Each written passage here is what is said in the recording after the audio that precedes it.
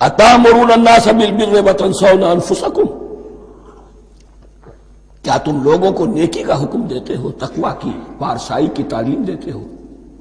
میں کہہ رہا ہوں نا کہ اصل میں مخاطب کون ہے؟ علماء یہود۔ اس آیت سے ثابت ہو گیا عالم ہمارا بھی جب بھی کھڑا ہوگا اونچے سے اونچا آواز کہے گا، اعلیٰ سے اعلیٰ بات کہے گا۔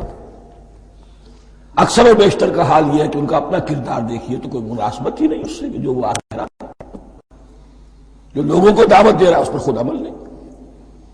تو یہی در حقیقت علماء یہود کا کردار بن چکا تھا۔